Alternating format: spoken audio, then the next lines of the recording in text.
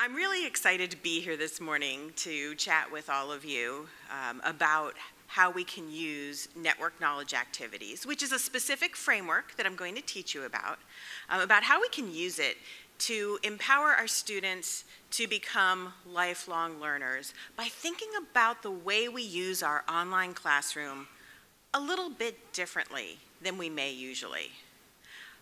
Making a few changes, sometimes a little scary as an instructor, but making a few changes and opening up activities in your classroom can go a long way to help prepare your students for the types of things they need to do on the job and in their everyday lives.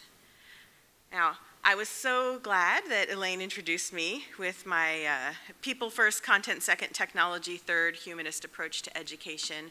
I really want to emphasize that to me, that is the important part of what we do.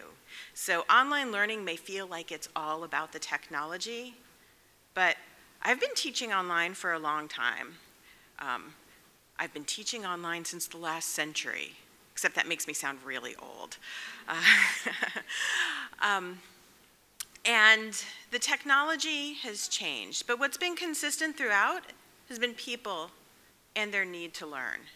It's been the people I've been able to connect with in the classrooms. And my students come back again and again and stay connected to me because they're a person and I'm a person. It's not because of fancy technology that I used. It's not, I think I'm teaching some pretty fabulous content, but honestly, it's not because of the fabulous content. It's because of the connections that we've made with each other as people and because of what we're able to do by continuing to maintain that connection and to be within each other's networks. People are so important. If people don't feel comfortable in the learning environment, they're not going to be ready to learn. People need to be ready in order to access the learning content. The technology is important. I'm not going to say it's not important, because without it, we don't have online learning. But it works best when it's seamless and we don't think about it. So let's get into that mindset as we think about how we can put the people first and build some connections so that together we can access and interact with content through technology. Now, I want to start us out by asking you all to think about what you've learned today. You may be saying to yourself, oh, the day's just started. I can't possibly have learned anything. We haven't had a session yet. No learning has happened today. But I promise you, you've learned something today. So take a moment and think about just encountering the world. Maybe you learned what a new food tasted like at breakfast. Maybe you learned a word in a different language. I learned that my child wants to be Paddington Bear for Halloween. That was the text message I woke up to today. So take a moment, think about what you learned, and share it with somebody who's sitting next to you. Okay, in the interest of time, I'm going to interrupt you all. And I'm going to bring your attention back up to the front.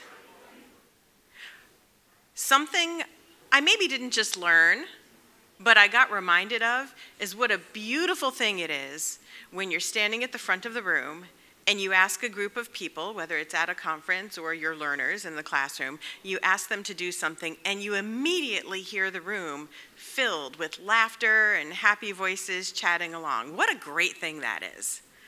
And so I'm hoping that means you were all able to connect in with something that you've learned today, and you were able to share with somebody else and perhaps make a connection to that person. Maybe you've identified, if you didn't show up with them today, maybe you've identified that there's somebody you would like to have in your network in the future. And if that's happening, oh, then everything's working beautifully, exactly the way I wanted it to today. We are continuously learning. It doesn't matter whether you're in school or out of school. I know when I say learning, most people, raise your hands for me here. When you hear the word learn, who immediately pictures learners sitting in a classroom? Yeah, it's why do we do that? I mean, how many years did we spend as learners sitting in a classroom? And when you ran home from school at the end of the day, did you say, I'm done with learning? I don't want to learn anymore. I want to play and have fun. But you were actually still learning things while you were playing and having fun. You just didn't think about it as learning. So whether you're in school or out of school, whether it's intentional or incidental, whether it's offline or online, independently or with others, through all of our senses, we are continuously learning. That means that when we get out of school, we're still learning. The pillars of lifelong learning, I think, give us a nice frame for thinking about all the kinds of things that we learn, right? We learn to do. We learn how to learn. We learn how to invoke all of the skills that are necessary for us to learn. And then we learn to know. We get all the knowledge and skills.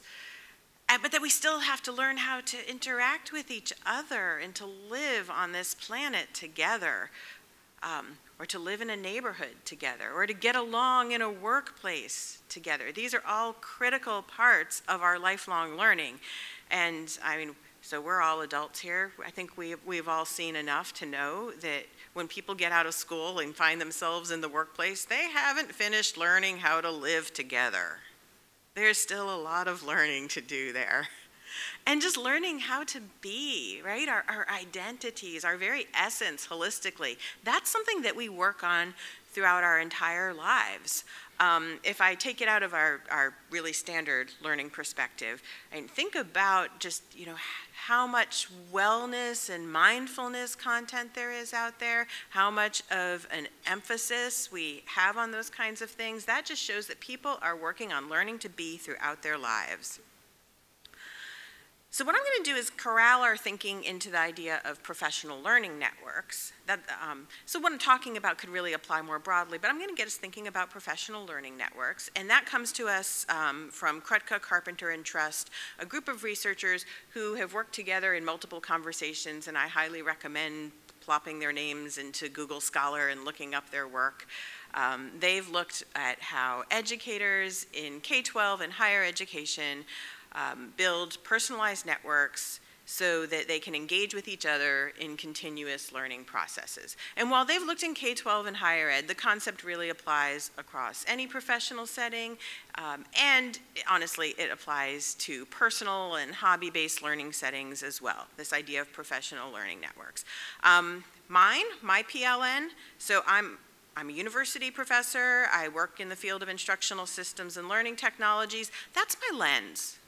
When I go out into the world, that's what I'm looking for. I'm trying to connect with other people who are relevant to that. I'm looking for content that's relevant to that. My needs are to make connections with colleagues, like so all of you. And I've got something planned in a little bit that I'm hoping means that a bunch of us will have an easier time connecting. I've got to keep current with all the stuff that's in Psalms Journal, for example. Lots of great stuff being published in distance education. Or the new journal. Oh, I was like, okay, I've got to add that one, and I've got to be following along with that. All of the technology trends, just being current, that's a need that I have. Now, time, that's a hard one, right? My actual work takes up all my time, but I'm endlessly curious. I'm always learning. I have more time to explore in the summer. I struggle sometimes when I'm busy, like right now. I don't even want to think about how many messages and alerts are queued up for me, but I'll deal with that later. Probably I'll get home and all the work backed up there will mean I will procrastinate by exploring all the fun stuff I missed. That's how things work in my PLN. So a PLN is made of people, doesn't matter whether they're here or at a distance, who are either in my profession or in an adjacent profession where we've got something good to say to each other. It's not just about experts, okay? This isn't about connecting with experts. This is about connecting with people who are just like you, and being able to interact and share with them. And that we interact in spaces. It could be face-to-face, but there are actually many more online spaces we can interact in, whether it's formal or entirely informal. And it might be about a platform. So a space could be LinkedIn. A space could be a Facebook group. Or a space could just be some area where we manage to encounter each other. And then tools, and this is where I'm going today, because the tools are the resources, strategies, and philosophies that help us engage with people in spaces so that we can continuously learn. So keep our mind on those tools, resources, strategies, and philosophies. And take a moment to think about your own PLN. Space. How does eLearn fit into your PLN landscape? We've got a physical space for the next couple of days, but we can also think about this larger eLearn community, and we're connected through the AACE journals. There's a digital space there. We can be making digital spaces. We could have an eLearn 2025 digital space that we all decide we're going to continue to connect on after here.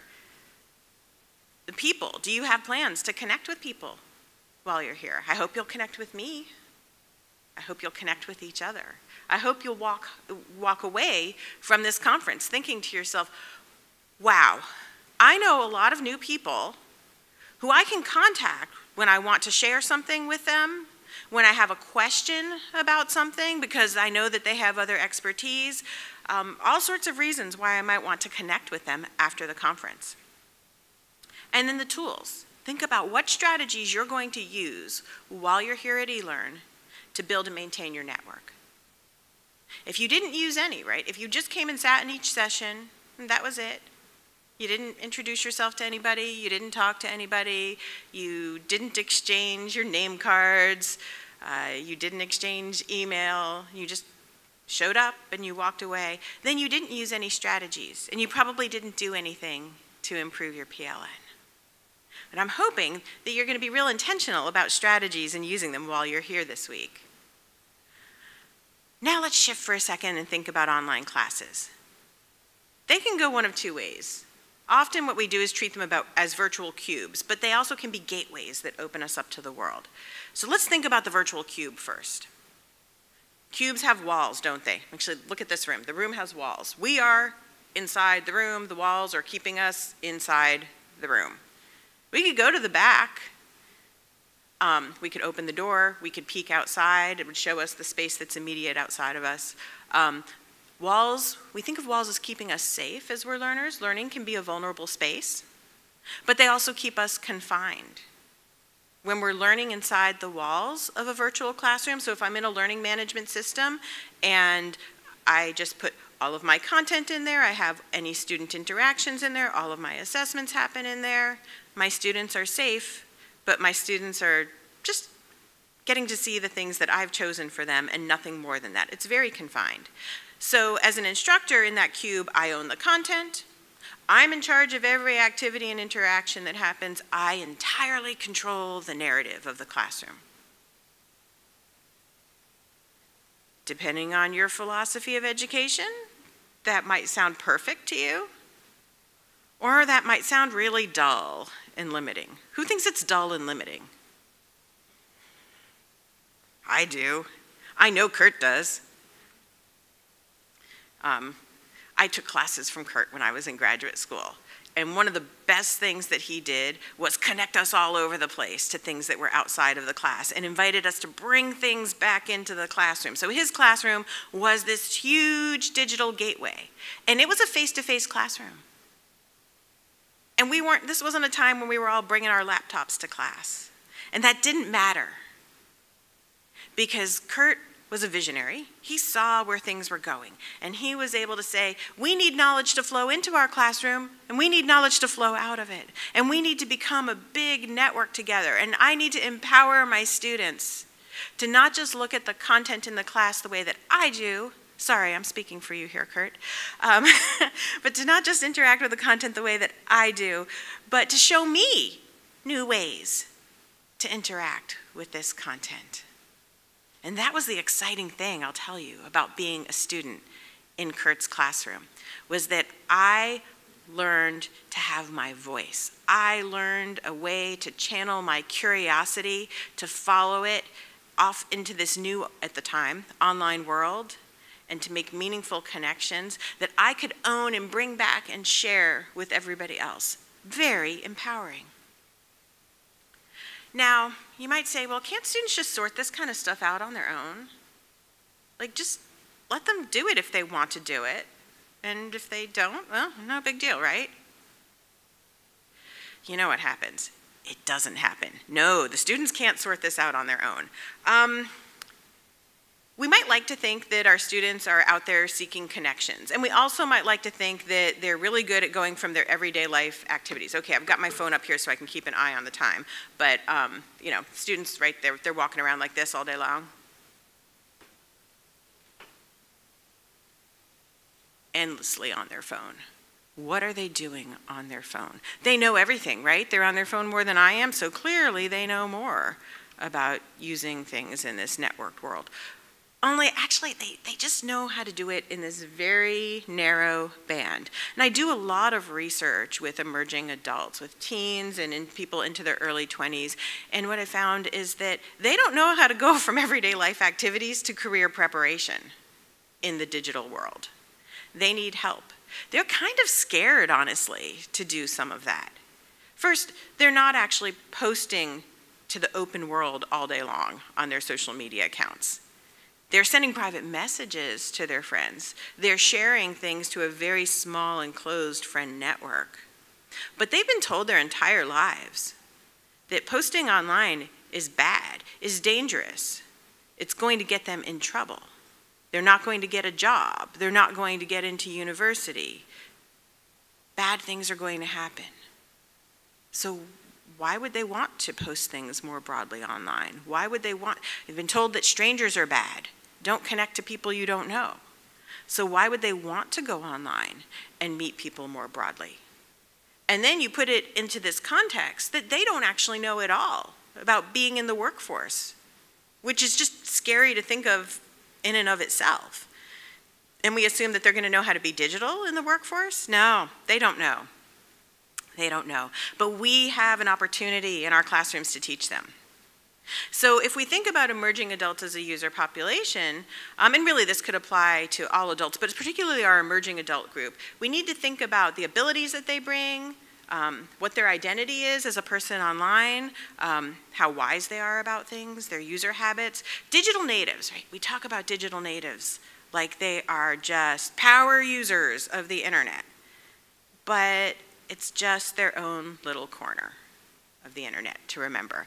And if the population we're looking at as emerging adults, well, emerging adults are actually in a phase of their lives where so many things are changing so quickly. They're moving from one context to another. They might be moving from the high school context to the university context and then to the workplace context. They're probably moving outside of their parents' household into a more independent situation, or even if they're still with their parents, this opening up of independence into their world. They're starting to get some money, and then they have to make decisions about this money. It's a time with a lot of new experiences and a lot of uncertainty for them. They don't have it all figured out. We don't have it all figured out. But we have more experiences than they do, and we can help them with that. So this brings me to the network knowledge activities, which are great in online classes. They're also pretty great for face-to-face classes, but they give learners the opportunity to start to figure things out under the guidance of an instructor, to have experiences in the digital world that are going to help them be lifelong learners and to build their PLNs. So this is the big overview of where I'm going to go. But I'm going to talk about each of these separately, so I'm not going to get into them all right here off of this slide. The big overarching idea is that you have a network. And within that network, you can do various activities related to knowledge. You can collect it. You can curate it. You can share it or broker it. You can negotiate it with other people, or you can create it. So networks. Why do networks matter? Well, from a lifelong learning perspective, if you have relationships with other people, that's going to expand your access to basically everything that's out there. Being connected to people is a good thing. If you are isolated, you have less access. It's really that simple. So let's network. Here's something that I've created for you all. If you are able to grab this, you don't have to do it right now. Maybe you want to. This is a QR code that goes to a Padlet that I set up for eLearn networking. I put myself on there with a link to my link tree that goes to various of my online spaces, and I took the liberty of adding Kurt's website on there because it looked lonely when it was just me up there alone. And by the way, that attitude, like that's the attitude our learners have. Like, oh, it looks lonely, just me up there alone. Hi, I'm here as a keynote speaker today, and I still feel a little bit lonely when I put an example up that's just me up there alone. If I feel that way, how do our learners feel? So why not grab this? I'm seeing people on their phones. That's a good sign. I'm hoping that means that you're either saving this or going a step further and putting in a link to yourself, a connection somewhere on there. I'm not going to use the time to check it live right this second. I'm going to keep going, but this is an example. Right here, what you're doing. You are interacting with one of the network knowledge activities. You're going to be able to go back here later today and poke through and see who are the other people who are sitting in the room with me. Feel free to share. That's another one of my network knowledge activities. Feel free to share with other people later. You can share the URL to this Padlet. And we can grow our network here. So that's networking. And networking is important for the rest of this to happen. All right, now I'm going to get into collecting. Collecting is really important for lifelong learning. We're all collectors from a young age. You might have collected rocks. Anybody collect rocks? My daughter liked to collect acorns on the playground. At one point when she was about 6, I cleaned her closet out and I got like a whole handful of acorns that she had brought home from the playground. People are naturally collectors, so we gather information, and that's important to lifelong learning. We're continuously seeking new knowledge. In fact, I want to know, do I have some chronic collectors out there? Dina, I'm going to look at you because I know you are a collector. No? Yes, you are. Dina over here works at my university, and she always has resources for everything. So I know that she is taking it all in and collecting it. She also organizes it to put it back out to the rest of the world, which is where I'm going to get to next. But all right, confession time, put your hand up if you just like save and save and save, and you don't even know for sure what you're going to do with it, but you might need it someday. Yeah, I'm seeing some of you. It's not a bad thing. Sometimes it's a little chaotic if you save too many things and you don't have a way of organizing it, you don't know what you're going to do with it. But at least if you saved it, you know you've got it somewhere. And also in that act of collecting, you're actually imprinting it a little bit more on your brain, so even if you never go back to it later or you can't find it again, you know that it existed. You had a moment of interacting with that knowledge. I've got examples for all of these of what you might do in the classroom. Now they kind of mix and match, so I say things pair nicely with other network knowledge activities. Like you could have students go out to collect, send them on a scavenger hunt, give them items to find online, and then ask them to save them, or maybe even go to share, and share them to some sort of communal location in the class. You could even get fancy with this and then say, after that, let's evaluate them and rate them somehow. This is actually really brilliant because whether you ask your students to do this or not, they're doing it. They're finding resources online. And in an online class in particular, it's really hard to know because nobody comes up to you before class and says, hey, professor, will you take a look at this thing I found and tell me if it's right or not? Instead, they just find things. Sometimes they create these back channels where they collaborate with each other behind the scenes in your class and they share all these resources, and sometimes the resources are wrong. They're very wrong. And you start to see these assignments coming in with the same wrong thing again and again. And you're like, did they all cheat? How did they copy off of each other? And then no, they all just found the same incorrect resource online. So if you have them collect and then share with you, you can actually look at what they're using and say, oh, this is bad, terrible, don't use this. Or you could say, oh, this is great, okay, let's all use this. But it's really empowering as an instructor. Okay, next one is, oh wait, I've got the collect example, that's right. So here's another one you can go to, another Padlet. This one is for collecting favorite AI tools or examples, just a way for us to grab everything. Don't worry too much about evaluating it. If you've got stuff that you think that you could share with others that you've collected, or hold on to this because I think over the next couple of days, I know in the workshops yesterday I saw some things that were being shared, so if you're collecting those, this just gives us a space to dump it all And then when you go home, you can start to go through it and be a little more intentional and see which ones you want to use later. I put Poe up there, which lets you create AI chatbots with your own content, kind of fun to play with it. I've created one for APA style so that my students can interact with it and figure out if they've got their APA style correct. So there's your example of collecting. Now, if we all bombard this with stuff, let's say we go home and there's a couple hundred things on there, that's great. Then we'll go to curate and look through it and organize and evaluate to determine which ones we want to use. Right? The big Padlet, if it's got 100 things on there, is going to be really big and unwieldy and complex. But we're all going to have different personal perspectives on what's relevant. So we're going to be able to curate it down and choose the ones that are relevant to us. Now for our students, often just being online and all of the options, it's a little bit overwhelming. We know things like they go to the library and type in a search and then they take the top 3 hits from there if they need 3 references for their paper. We've got to teach them to go through materials and make selections more intentionally. So that's curating. A great way to have students curate is to have them create a class knowledge base. So you can put your students in small groups, give them topical areas related to the class, and have them investigate them online. And then they can come back and not share everything they found, but make them work in their small groups to negotiate that a little bit and come up with a best of resource for the class. Part of curating is also saying why, annotating, because curating, we get that from museums, right? You go into a museum and you don't see everything that the museum owns that day because it's not all on display. But they have people who work as curators, who choose selections of items from the museum's holding and that they bring in from other museums and collections, and they put them together as a grouping that makes sense.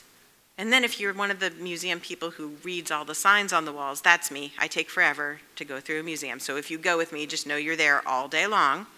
If you read the signs, they're annotations. They tell you why something is important. So that's part of curation as well. Learning to collect things, evaluate them, to make sure they're the ones you want, to make sure they fit for your purpose, and then leaving an annotation for why. And that pushes reflective engagement for our students, but the value of building a collective knowledge base can be really helpful for our class. Again, controlling, in the end, you're more controlling the narrative of what the students study from. Okay, sharing. Sharing's so important, right? If we hold everything to ourselves and we don't share, then nobody else knows what we know. And if nobody else shares, then we're really limited and isolated again. Why are we in a network together? Why are we networked if we're not there to share? So sharing knowledge, now when I share something, if I explain something to you, I'm reinforcing my own knowledge in that act, and I'm contributing more to our collective understanding. So I'm going to share something I've created. This makes me a little nervous. It's like my soft launch world premiere. I have been working with another woman named Barbara Hall, creating a new blog about intersubjectivity in online discussion. How do we create online discussions that help us develop mutual understanding, where our students are really engaged with each other? We've actually written like the first 20 posts. There are about 6 up there, and we've been quietly putting things up there and playing with the blog layout, which we still have a little bit more to do, but I thought, you know what, I'm just going to go ahead and do a soft launch today and share it if anybody's interested in that. Feel free to follow along. So there, that's sharing. And you know what? Yes, even at my level, it's a little bit scary, but I did it. And nobody shouted out, "This is horrible," yet. So I'm doing well. And these are the risks, though, that we ask our learners to take. This is why I'm taking this risk today, and this is why I'm articulating how I feel about it, but that it's okay. And these are experiences we need to have in the network knowledge area.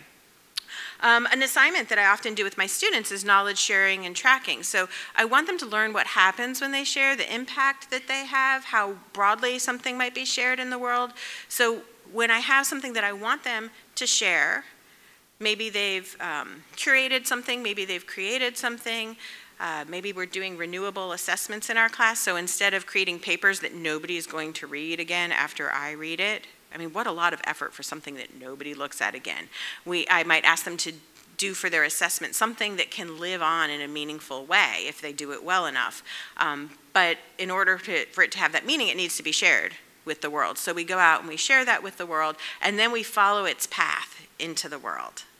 We can actually do this with things that we didn't create. We might curate from things that other people have put together online and then share. I mean, that is actually our own act of creation to do that curation, but it's not quite as vulnerable.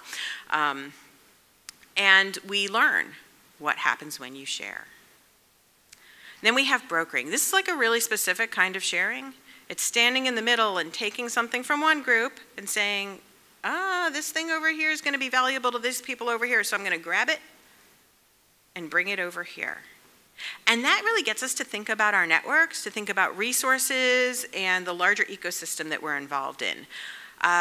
This is all about our PLN development. So I might ask my students to go out and join groups that are related to the class topic.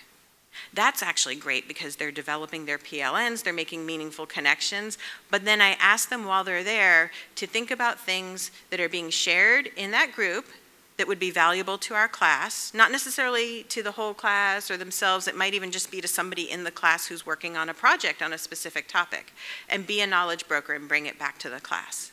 And I also invite them to take any knowledge that I've shared in the class, and if they see that somebody in a group they've joined has a need, that they're free to broker it back out there.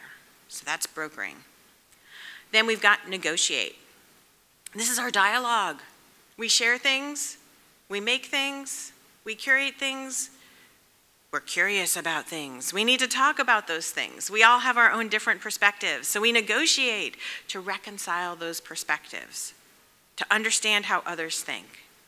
And that gets us to build our critical thinking skills. So actually, when I was talking about having students curate together, they have to negotiate in the process of curation. They have to deeply engage with each other in this talk about, is this a good resource? Is this one that we want to bring to the rest of the class? Why do we want to do that? What would the annotation be for this? It's critical thinking about their own positions on things. It's actually connecting to that idea of intersubjectivity or mutual understanding that I'm working on that blog about right now. I often do a problem solver activity. So have students go out into the world and find online problems or cases. That way I'm not making them all myself. It keeps it a little bit more interesting for me. And then when they find these authentic cases, they've got something to negotiate. How would we solve this problem for other people? I might have them collect and curate a bunch of cases, and then people can choose from among the ones that the class has collected. It gives us really authentic problems, so it's really lovely when we do that. And then I'm going to round all of this out with create, making something new. And that's a great way to flex your higher order skills, when you make something brand new. Now, when we make something new, we might just be making it from scratch, making it from nothing at all, or we might be doing a remix of other things. So if we're online, we can take open educational resources and we can look at the permissions with those resources. They might give us the permission specifically to use them and to remix them into something else. So again, we don't have to create from the blank page. We can be putting different things together. But no matter how we're approaching that, that's flexing our higher order thinking skills. How many creators do we have in the room? Who would identify as a creator? What do you create? Okay, anything that's needed and useful. You're there. You're our guy. That's great. That's great. Is there anybody who doesn't think of themselves as a creator? Well, I'm not seeing any hands, so that's a pretty fabulous thing. I hope that doesn't mean you're being shy. You all create things, little things, just like we all learn little things, even if we don't really think about it. We all create little things all the time. But sometimes we need to have a little encouragement to create bigger, or to create bolder, or to share what we created. A great create activity, this goes back to that idea of renewable assessments, having an assessment for students that can have a greater purpose than a paper or test that we never look at again.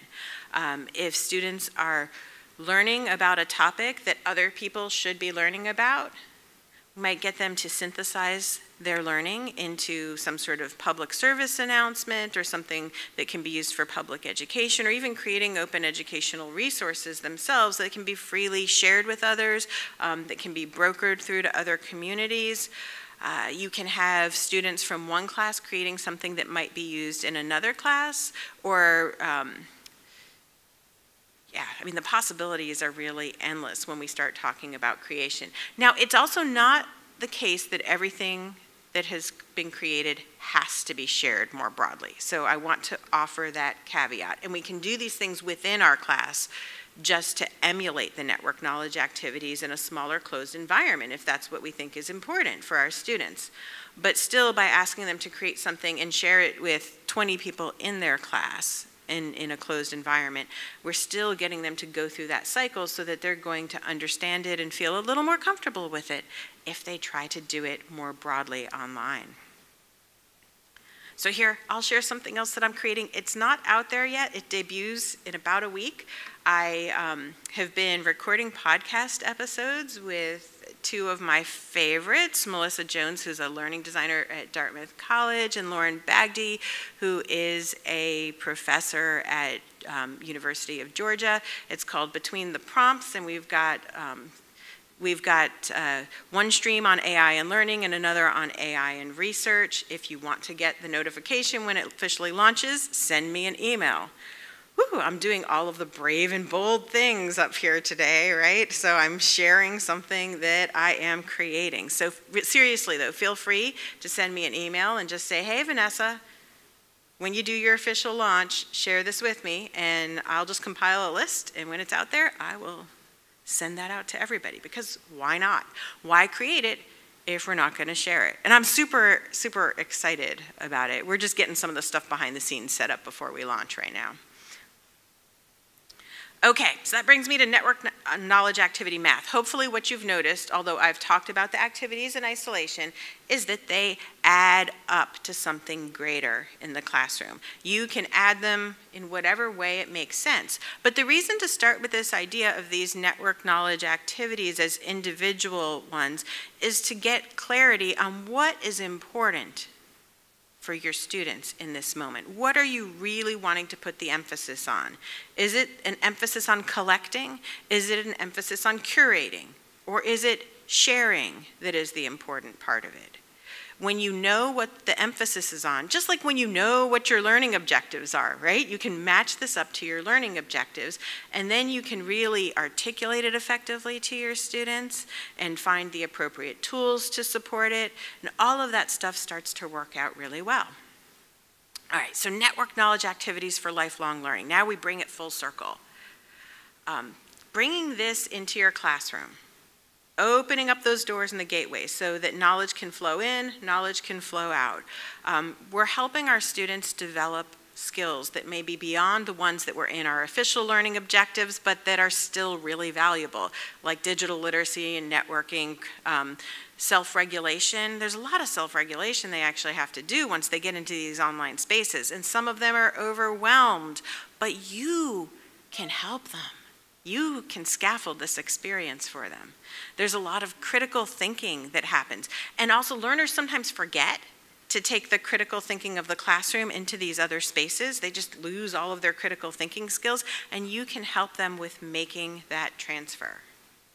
You can motivate them to interact online in new ways, help them develop their identity as professionals in the field that they're going into, and help them craft their PLN so that when they get out onto the job, it's not like they're walking out with a blank slate, but they've actually got people in their network online in different spaces who they can connect to. And they've got those tools, remember, those strategies and those philosophies that will help them go beyond their immediate workplace to get the support they need, to get the knowledge they need. It's very empowering for them. So if we connect this back to the pillars of lifelong learning, All of these network knowledge activities help people with learning how to learn for themselves in this online environment. And it helps give them options for many things that they can learn to know. And that networked environment is all about learning to live together. The end effect for all of us is about learning to be and shaping our identity and shaping the holistic nature of our lives and the trajectories of our futures. It makes us who we are, or at least it's one of the contributors to who we are. So that's very empowering. And the NKAs are what help build our PLNs, our professional learning networks. We're going to meet the people in our network when we collect, when we share, when we negotiate. We're going to meet them in the spaces that host the content and the discussion. And we need the tools, those network knowledge activities, to help support us as we develop and maintain those networks. And this helps with sustainability, with transfer and continuity. These aren't just isolated activities that we teach in a classroom, but they're activities, they're actions that our students can help transfer across contexts, that help them learn to be online in new ways, not just to send direct messages to their friends, not just to share another TikTok with a buddy. And these professional learning networks, now they could develop them in a class and nothing would happen after that, but if we're teaching our students, if we're truly teaching them network knowledge activities, not just, hey, go find 3 groups you could connect to maybe if you wanted to professionally, but we're really engaging them deeply with those groups and asking them, what does it mean to share within this space and with these people? What does it mean to negotiate with them? What could you curate from this group? Then they know how to engage meaningfully. Then they see the value in their participation and they're able to practice and to reflect on it. That's what's going to set them up for transferring those skills to the rest of their life. This is not without challenges. I fully acknowledge that. We have institutional constraints, like the learning management system, which can feel very locked down and doesn't have these really great social media-like tools. But sometimes we can connect in other tools, like Padlet is one of my faves, and I can set it up so that it is closed off to my class space. And that can help mitigate some privacy concerns. I'm not going to unpack all of the ways to address privacy concerns here, but if you come to the next chat, I'd be happy to talk privacy concerns. I work with that with students all the time. There are very real privacy concerns, but there are also ways for everybody to find their own way to interact safely. We all have our own levels of tolerance for this, and that's okay. This isn't about changing it. It's about finding that way to be. Our students are probably not ready with the comfort and or the skills. That's something for us to teach, and so that's something we have to think about when we devote time to doing this in our classrooms. And as an instructor, you are losing some of your structure. You are losing some of your predictability. You're adding openness. I don't know, I like to live on the edge a little bit. I think it's fun. It's what keeps it interesting for me, too. So here's my call to action. When you walk away from this today, I hope that you're thinking about the virtual walls that you can open for your students. I hope you're thinking about the network knowledge activities and how you can model them. Modeling is a great way to get it started. How you can model them. I've tried to model some for you. And then how you can scaffold them for your students. How can you help your students build sustainable PLNs? Or recognize that they've already been developing a PLN and that with a little more intentionality and with some more refined tools for it, that it can become an even more powerful force in their lives. So think to yourself, what's one change that you might make in your teaching or training this year? And that is what I had to share with all of you today. I'm happy to, if there's time, to take a question or two or to hear from you what it is that you think you might like to change this year. Thank you, Vanessa. We do have 1 minute for questions. Thank you, Vanessa. It was lovely to hear from you about the very human-centered approach, understanding this network knowledge and all these activities. So I'm just wondering if you have anything to say about current kind of philosophical movement about embracing what's more non-human actors in our network. It's not at all about human doing all these things. You know, AI is like creating on behalf of us. Do you want to add a little bit of non-human being in your narrative, please? Thank you. That is an excellent point. We do have non-human actors that are out there everywhere we go. Sometimes we recognize them as the non-human actors. Sometimes we're faked out a little bit by them, or we're not entirely sure where things are coming from. I think that what that means is that developing these network knowledge activity skills is actually more important than ever, because it brings with it that intentionality behind the things that we're curating using our critical thinking skills. It brings in this idea that we need to be negotiating knowledge. It makes us ask a lot of questions about what does it mean to create and who created something. So, I mean, I think AI is fascinating. It does a lot of things. It only does some of them correctly.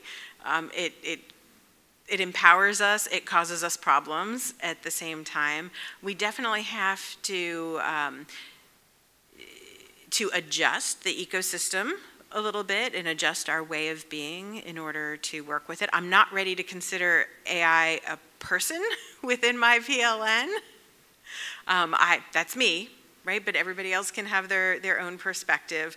I haven't named my AI. I'm just not ready to go there with it. As far as I'm concerned, it's a tool that I use, and I want to leave it in that way.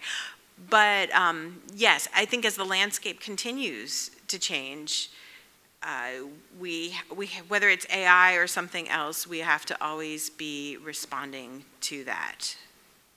The world is going to change continuously.